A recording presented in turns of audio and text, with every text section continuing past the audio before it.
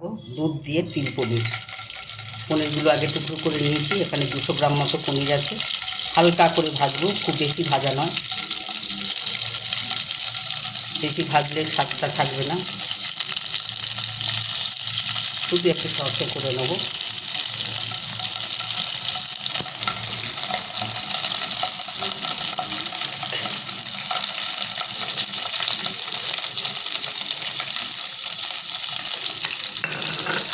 একটু উল্টে পাল্টে দেবো। খুব বেশি ভাজা না, কাঁচার গন্ধটা থাকবে না।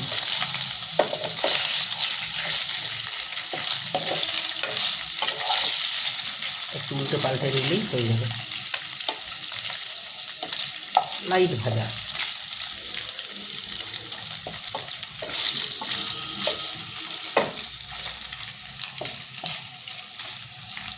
হালকা তেল দিয়েছি, বেশি না, 8 চামচের মতো তেল। বেশি তেল লাগে না, কাঁচা তেলটা লাগবে একটু। ফোড়ন দেবো বলে এটাতে একটু তেল দিয়েছি।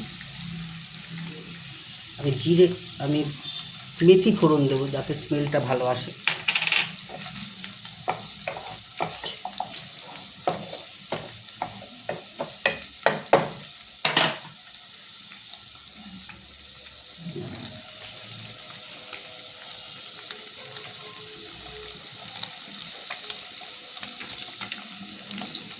আর 2টো লঙ্কা দিলাম।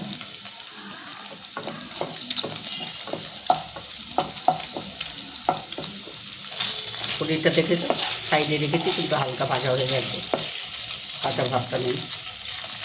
একটু মেথির গন্ধটা আসুক, তারপর যেটা করার সেটা করবো, তোমরা দেখবে।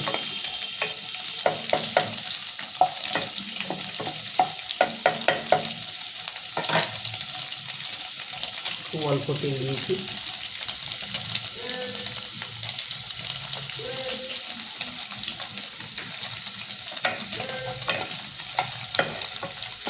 হ্যাঁ, মেথির সেন্টটা বেরিয়ে গেছে। এবার আমি একটু নেড়ে ছেড়ে নেবো। পনিরটা কিন্তু কাঁচাও নেই, আবার খুব ভাজাও নেই, তোমরা সেটা খেয়াল করো। এবার দেখো আমি কী করি।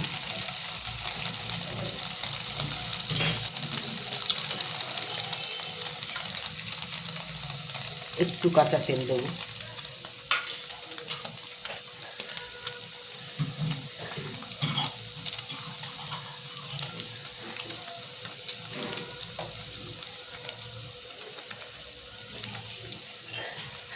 আর দেবো তোমার তিল, 2 চামচ মতো তিল বাটা।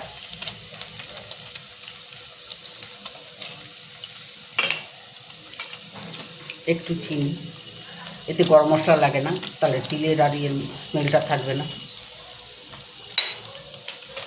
একটু নুন,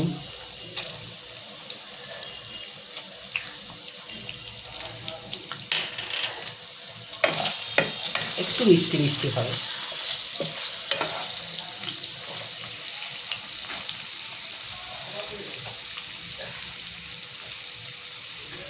এবার দেখো আমি দুধটা দিয়ে দিলাম।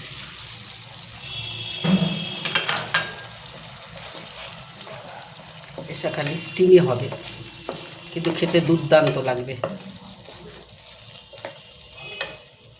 এটা সম্পূর্ণ আমার রেসিপি।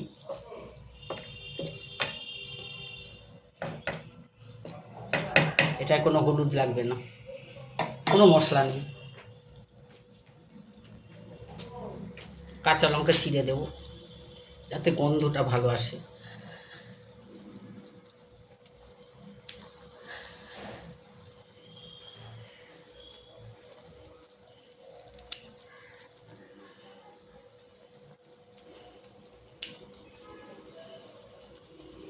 হালকা ঝাল হবে, কিন্তু সুন্দর একটা গন্ধ আসবে।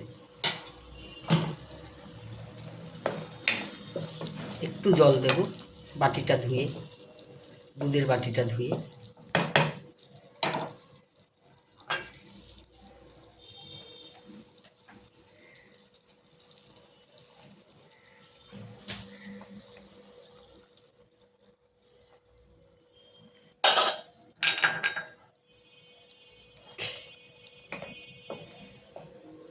মিনিট 10 চাপা দেওয়া থাকলে আমার রেসিপি রেডি।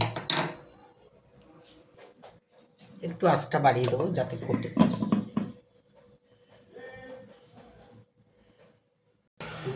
দেখো বন্ধুরা 5 মিনিট আঁচটা জোরে দিয়েছিলাম, তারপর আবার ধিমে দিয়েছিলাম আছে।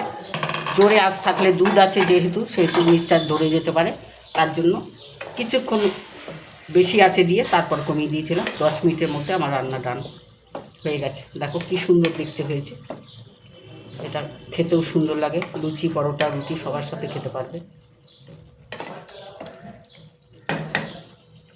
হয়ে গেছে।